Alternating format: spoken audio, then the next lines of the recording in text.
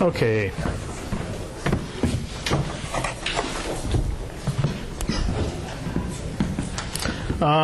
You have an assignment due at 11:59 tonight.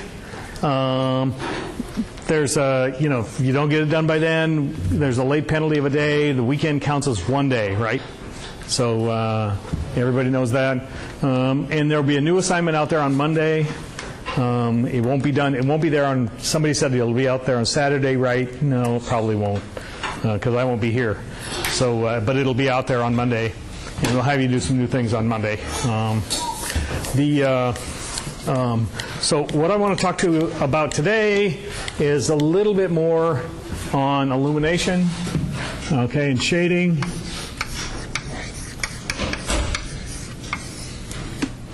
And if you remember, we had this equation that we did last time, where you had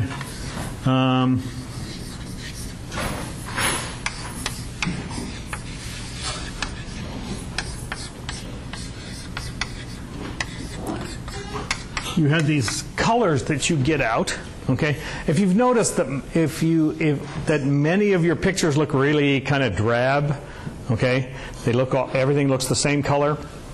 And what we're going to do is we're going to put light sources into our scene, and things kind of look like this. There's a base color,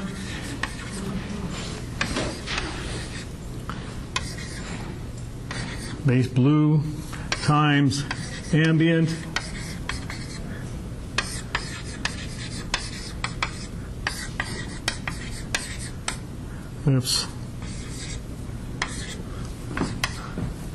plus diffuse times N dotted with L plus specular times N dotted with H to the M power. And to save me some writing, these are the same down here, these three equations. And the shading always looks like this. And if you look at this as a surface, if you take a point on a surface, here's the normal vector n to the surface.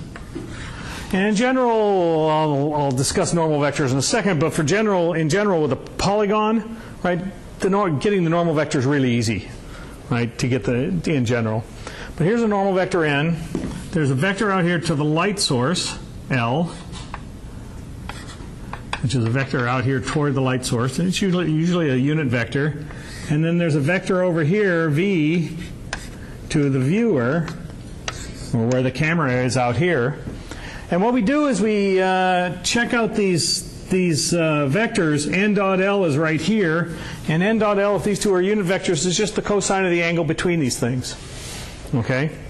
And so this is Lambert's law from physics that assumes that this thing's a perfectly diffusing reflector.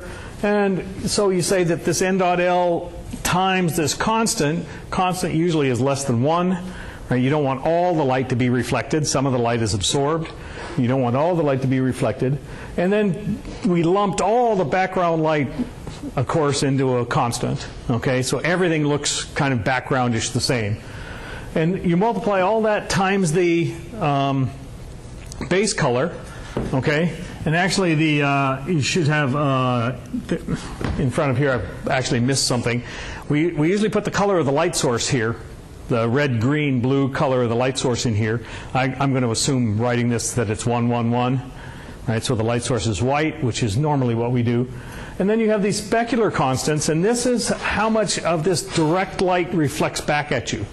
So, for example, coming from a light source, that the light source reflects this light kind of around this perfectly reflecting direction. It scatters some, but it reflects it around this perfectly reflecting direction. And how do we calculate how much light is done? Well, we actually measure the angle. What we'd like to do is measure the angle between this perfectly reflecting direction and the direction toward the viewer. Because if the viewer were in the perfectly reflecting direction, it'd get a lot bounced back, okay, to us. So when this angle is 0, right, we do it, that works out. What we did was, this turned out to be too hard to calculate, and so what people did is they calculated a vector that was halfway between V and L, like here, called the H vector. It's halfway between, right? And then they measured this angle in between here, okay? And between the perfectly reflecting vector and the normal. So if the viewing point was in the perfectly reflecting direction, this H vector and the normal would be the same, okay? That's the idea. And when H and the normal are the same, this turns out to be effectively the maximum value, or 1 if they're both unit vectors. Okay, this turns out to be the maximum value, and that's kind of what you want. And then this m up here gives you cosine to the m power. And so what it does is it causes things, with m being bigger, it causes things to fall off rapidly around here, okay? So cosine to the m tends to look like this, right? It's very, very quick fall off. It's always 1 at 0, but it's very quick fall off thereafter. Okay, and this is, again, this is probably one of the biggest hacks in the history of computer science. For some reason, it's stuck around forever. Okay, many people play with this a lot and try to do different things. So if you want the hood of your Camaro to reflect the light correctly, etc., you play with this a little bit. And they generally play with a lot of these vectors. And this is what I'm going to start lecturing on, is that most of computer graphics after a while is studying how to manipulate shading on objects to make them look more and more and more and more realistic as we go along. So if you have your guitar and you want to make it look like shiny wood on it, how do you make it look like shiny wood? If you have your Camaro on, I watched a Camaro drive up, not a Camaro, a Chevy drive up, right, computer graphics Chevy drive up. How do you get it to reflect the clouds on the hood correctly? Things like this, without spending too much time. And this equation is used everywhere, okay, first. It's used in ray tracing, it's used in graphics, everywhere. And there are various things that we do with this in order to make things look more realistic, okay? So as you'll see in this course, what we start doing is we start modeling things with polygons over and over again. You're doing a real simple desk right now. What would it look like if you started rounding the legs of the desk, right, and all? Basically, we're going to be getting more and more polygons into our scenes all the time, triangles especially. We're moving in. And to calculate these, there's several ways to calculate shading on these objects, okay? And the first one's called flat shading.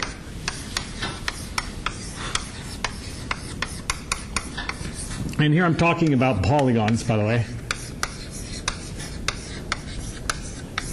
And in graphics, polygons means you'll almost get exclusively people talking about triangles eventually, because any polygon that you can draw, you can break up into triangles. Okay? And so if you can do it with polygons, if you can do it with triangles, you can do it with polygons. And so most of the time, way down deep inside things, everything is triangles. Okay? Everything is triangles. Except there's one thing, and I'll lecture on this, where things actually turn out to be trapezoids way down deep inside because they're easy to do. But flat shading says that if I'm given a polygon, I'm going to calculate one and only one normal. And no matter what point I have inside this object, all right, I'm going to use that normal as the normal of the entire object. Okay? And this is normally the way you say, what's unusual about that? Well, nothing. This is normally the way things go. By the way, I'm not getting a feedback on the TV up here. Are you getting me? Okay, you're getting me. All right.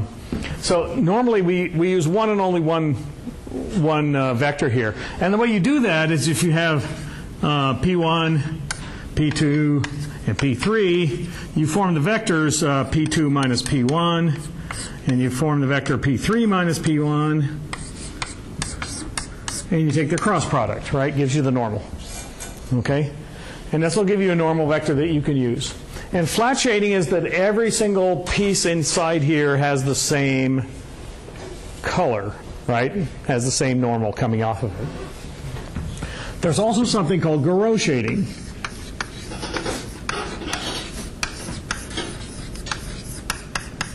And this is pronounced Garot, right? It's something called Garot shading. And this is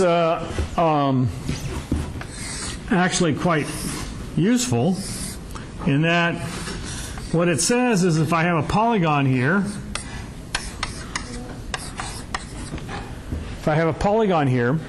what I do is I'm going to assign, well, let's see, flat shading effectively calculates one color for everything in the polygon.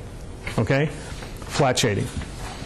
This one doesn't do that. It says what I'm going to do is I'm going to assign at each vertex, I'm going to assign a color. Okay? So not only do I have a vertex, not only do I have a point here at each vertex, but I have a color at each vertex. I'm going to assign a color for each vertex.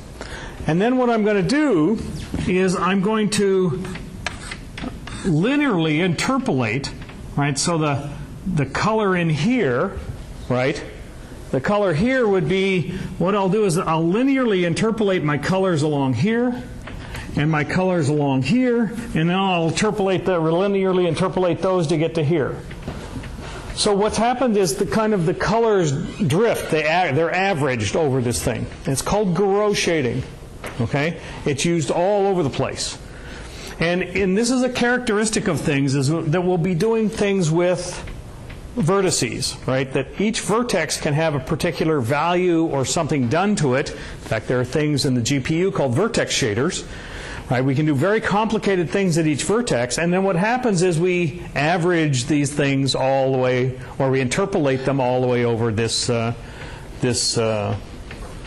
polygon. All right? There's also something called Phong shading, after the guy who invented this incredible hack over here, okay, which says the following, and it says that what I'm going to do is I'm going to specify a different normal vector at each vertex. Okay? I'm going to specify a different normal vector at each vertex. And then what I'm going to do is I'm going to interpolate these normals over my object. I'm going to interpolate the normals. And the normal here might be, halfway between, let's see, maybe here, I don't know, right? I'm going to interpolate the normals so that the normals change as I go over. And then for every point here, okay, I'm going to substitute in there into that equation and calculate that equation for every point as I go through here. So I get a different value. And in this case, it's going to have the normals are going to be okay, right? This one, it's as if I had 3 normals at each thing, and I calculated a color from each one of those normals by plugging them in. So 3 times into that equation I plug these things in, and then I average the colors that I get. Here I average the normals that I get. Now you might ask, what's the difference, okay, between these two? Well, the difference is in the specular component here. Because of this m value, it makes these things die off quite rapidly, okay? And I could have an object that had a specular highlight right here. Okay? Very nice highlight in it right here. And what's going to happen is that if I use flat shading, I'm going to do one color only for the entire object. Okay? If I do Garot shading, I'm going to calculate colors at the 3 corners. And that highlight is not going to be there from the specular part, right? And when I average all those colors over, this guy's going to disappear. Okay? If I use this one, where the normal vectors are, then it's going to pick up the highlight. Can you see that? Right? The normal vector will actually be correct as it goes across here, and it will pick up the highlight. So there's 3 different ways of doing shading here with polygons. And we use them all a lot. We use this one probably the most infrequently because if you think about it, you got to run that equation for every single point that runs through these polygons, okay?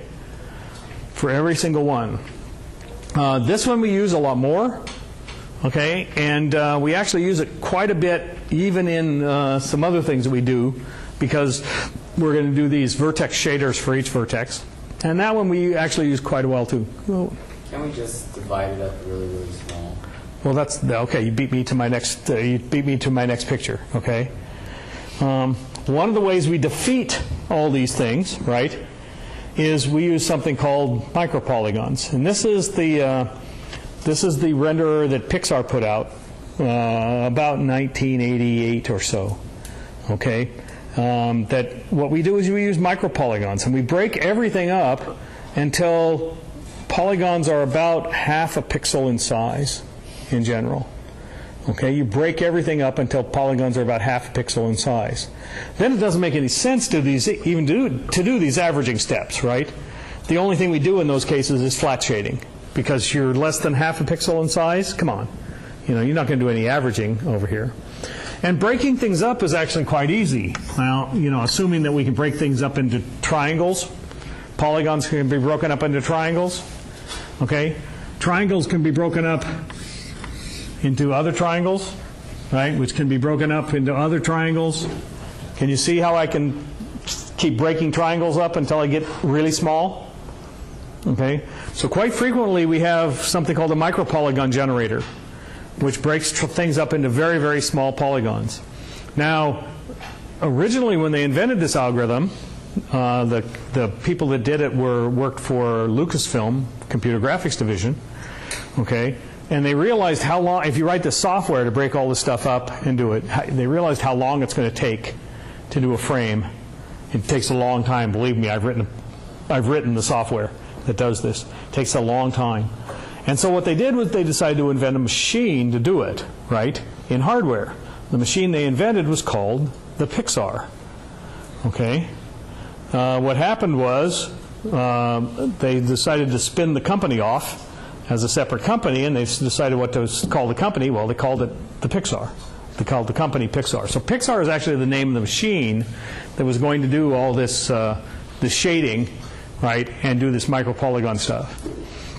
But you're going to see these terms pop up a lot. You're going to see flat shading, you're going to see Garot shading, you're going to see Phong shading. You're going to see these terms pop up a lot. Okay? Now, the other thing about this equation, and you should realize that, oh, go ahead. Just a question. You're mentioning using the micropolygons. If you're breaking them up into two sizes less than a pixel, how is that advantageous than just using over using Phong shading? Because then if you're going through, you have to calculate the normal for each pixel in Phong shading, or you have to calculate the pixel for that one micropolygon for flat shading. It also helps us when we have to do, it helps us in other ways when we have to do texturing and other things where Phong shading doesn't work very well, right? When you're breaking these things up, you can break up the texture as you go. Okay? And you can get only one texture coordinate for each one of these micropolygons. Not 3 for the corners, but only 1 for the whole polygon. And then flat shade the texture effectively too, and that enables you to do texturing very well. Okay. You can also do some things we'll discuss kind of in the last couple of weeks of the quarter. They have algorithms to actually manipulate the surface. Right? If you're breaking these things up, you can say, okay, I'll play with the surface. Well, so I'll get some micro bumps on the surface and things like this. You can play with the surface itself. Okay? And this is one of these characteristics. Notice that there's 3, 6, 9, 10, right? There's lots of parameters here. For every surface you want to do, there's lots of parameters here to play with. And what we do in computer graphics is that we've learned over the years to play with all these parameters in this equation. Okay, with a lot of parameters in this equation. One of the very first things we do is we notice that here as you move along a surface from one point to another, that L changes, right? When you're moving along the surface, L changes here, right? It's a different point to, it's a different direction to the light source as you move along. Also, N changes, okay?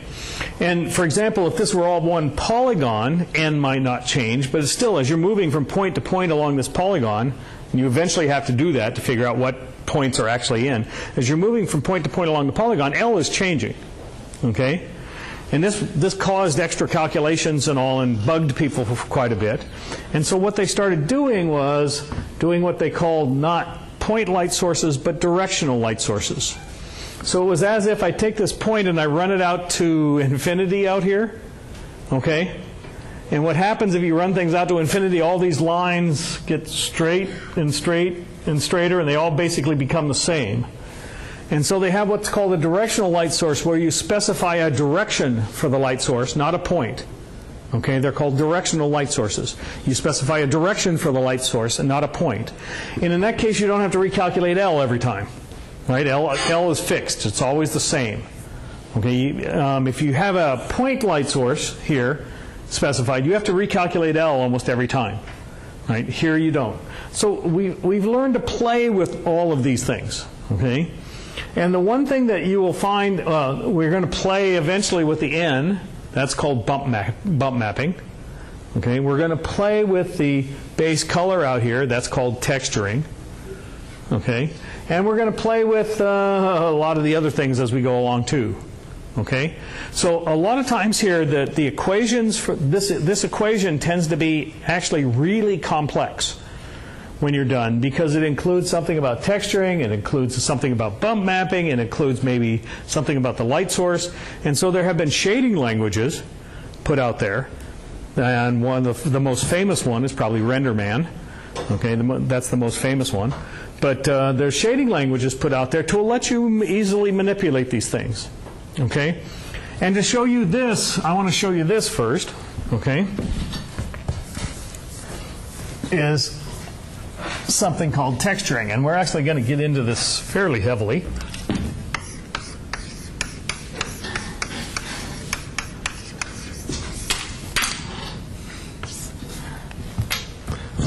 Now with texturing, here's what we do. Okay? Suppose we have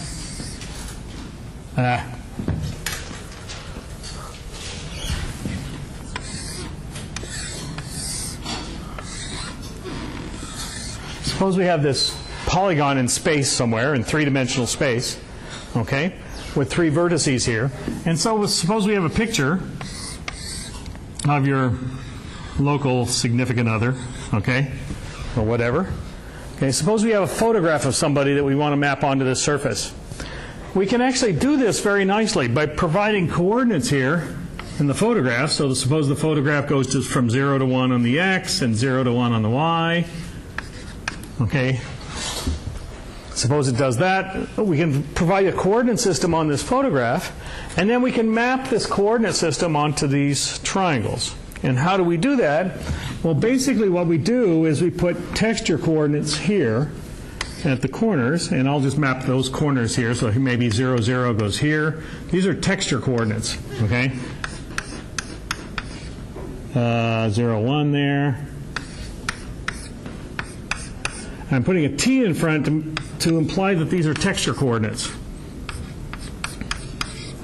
T1, 0 here, okay? And then as we move across these images here, what we do is we interpolate these coordinates. Okay? We interpolate the coordinates. So here, for example, the coordinates might be T, might be a half, might be 0 and a half. Okay? And here it might be T might be 1/4 and 3/4. That kind of okay? Interpolating. And then I can interpolate, if I want to point in here, I can interpolate the color in here also, the coordinates in here, and come up with a coordinate. Let's put it halfway. I can at least do that. Okay, here's a T 1/8 and 5/8. Okay, or something. Okay? But we can interpolate these texture coordinates as we go across. And then what we do is with this coordinate 1/8, 5/8, right, when we want to run that equation through on this point and figure out what's illuminated, we go back here to the picture and we look at this point right here, say, at 1/8, 5/8, and we take the color of that point here and we put that color here. Okay? And we put that color here.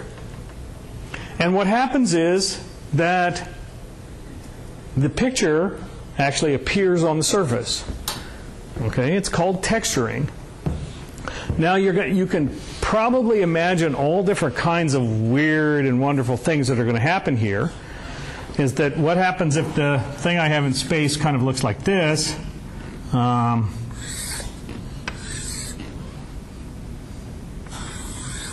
Right? For two triangles, you can see my picture is going to be really distorted here. Okay?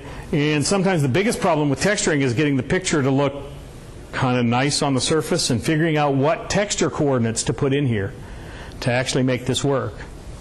But each point now, not only does each point is each point going to have a color, right? It's going to have a geometry value in x, y, z. It's going to have a color, right? And with a color, it means it's going to have a C, right? It's also going to have an ambient, diffuse, specular, right? It's going to have 10 values associated with it. It's also going to have a texture coordinate, okay, and from which it can pick up this texture.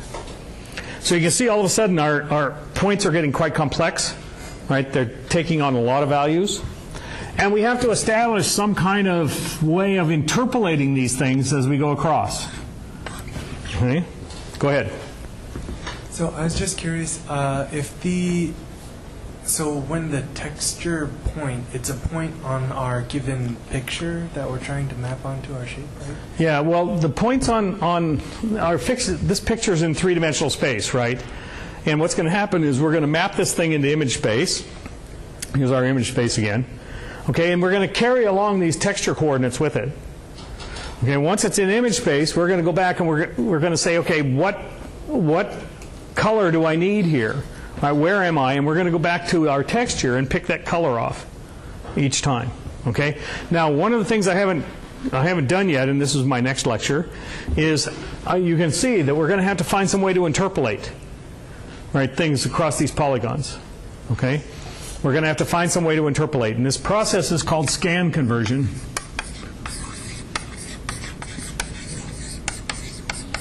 It's in every GPU, right? This process. And it's actually kind of a way to go through your figure, right, line by line, and decide for each pixel where it is on each figure. Okay? But it's called scan conversion, and we'll use it for these texturing examples. Okay? Now, fortunately, OpenGL has this thing all set up for you to do textures, right? You can put textures in, store them in OpenGL, access them, put texture coordinates in, etc. And you can do this. This process is pretty well understood these days. There's problems with texturing in that you can see, how am I going to do this? Here's our globe, okay? Here's the Earth, right? If we look at the North Pole, and suppose we had a map of the Earth here, right? Continents, Africa, whatever, Australia, Asia, right? We had continents running around here, and we had continents running around here. And we had a picture that we wanted to map onto the globe, okay, which is quite frequently one of the things we want to do. Well, up here around the North Pole, right? Typically, the way you do this is unwrap the Earth, so you do latitude, longitude, right? Right, you map latitude, longitude here. Well, up around the North Pole, on this one single thing that contains the North Pole, right? It's not too hard to see that it can, anything across the top of this map is going to map to some point around the North Pole, right? If you do latitude and longitude, okay? And we have to, texture systems have to take this into consideration because when you move, suppose our Earth was moving a little bit, or we were moving the camera or something, this point here, you could get the image from here at one point, and then the next time you could get it over here, and it's going to flicker, right, badly when you do this. There's this famous picture of the space shuttle above the Earth, and in the computer graphics community, it's a space shuttle up above the Earth, flying along, and if you look at the still photographs, it's just beautiful, absolutely beautiful picture.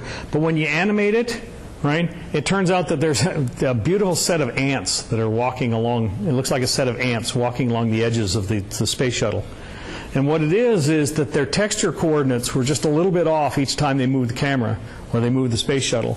And it created these flickering things, and it looks like a set of ants walking along, just beautifully, a set of ants walking along. It's one of the hazards of texturing, and most systems have a way to try to get around here. We do kind of a scheme where we take a higher resolution, low resolution type of thing to get around. OpenGL contains that also. And so you can get around that. But one of the things you should know is that we're going to start playing with those bees over there, right, and making textures, and it's a way to make your objects look much better. We also can, there's not much you can do with the background light. I saw one lecture once where somebody said if the three ambient values are this, then it looks like morning, and if it's this, it looks like afternoon, right? But that, never impressed me. You really can't do much, but you can texture these too. You can pick these things up from a texture, and you can actually texture these too, to make the highlights look different on a surface, to make it look more like more metal and not. So these textures are going to be very, very important for us. Okay. Now, one of the other textures we're going to do is to texture n. Right. We're going to vary n kind of randomly. And this is the easiest thing to think of is the orange sphere versus the orange fruit, right? The fruit that's an orange. The fruit that as an orange has little bumps on it, right? Now, modeling those bumps is hard, but if we kind of randomly move the normal vector around, right, those bumps appear to be there, right? Even though if you look at this very silhouette, it's still a nice sphere. Okay? So one of the things that we need to realize about the shading thing is that we can vary every one of these things. Okay. Now there's another thing that people quite frequently do, in that they put other quantities out here. So one of the things that's easy to do is put an environment map over something, and this is how you get the sky to reflect off the hood of your Camaro. Okay. Pardon? Environment mapping is just like a quick fix. Like, isn't this the best way to do it, ray tracing?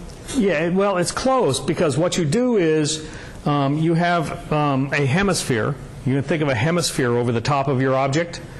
And with this hemisphere, what you need is an angle, right? And you can take any point off this hemisphere, okay? What this hemisphere is, you go outside, you take a picture of the clouds, okay, over the top of you. You map these clouds onto the hemisphere, okay? And then what you do is when you ray trace, or when you access a certain point on the car, you have the normal vector. You can figure out the perfectly reflecting direction and go up to the hemisphere and figure out what value is at the hemisphere. And you can take a fraction of that value and add it onto this equation. And what happens is, though, it's kind of a ray tracing like hack, right? But what happens is that you can get this perfectly reflecting thing off your car, and it'll look like the sky reflecting off your car.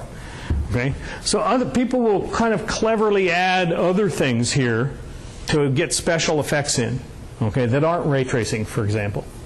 So this is the one thing I want to emphasize, is we're going to play with this equation. There's so much we can do for effects on our graphics. We are not considering the distance of the light source from the object, right? No. No, we are not considering that. Actually, that's a very good point, is that normally there's an inverse square relationship between light energy hitting surfaces. Many people have modeled that, and they find that looks really bad in general in synthetic images. And some people have found that an inverse linear relationship in synthetic images looks better than an inverse square. Right, and so typically we don't model at distance at all. In fact, we just let it be. Yeah, good question. That's physics coming in again. So what I'm going to talk about next time, and it takes me a full hour to talk about this, is that I'm going to talk about the scan conversion process and how you look at all the pixels that might intersect your polygon. Okay, and how to actually interpolate these things as we go across. Once you see how they're interpolated, you're going to see how we can do this graphics really easy. And then after that, the sky's the limit, because then what we're going to do is we're going to start figuring out ways to display curved surfaces and all where we can break up these texture coordinates kind of correctly, right, so that we can map your picture onto a curved surface, for example. And then once we get that done, then again, the sky's kind of the limit in what we can model, and we're going to go into modeling techniques, etc. Okay, so there's a lot of things. I can't do any more today. You can all go work on your assignment, right, for those who haven't done it. And I will quit here for today.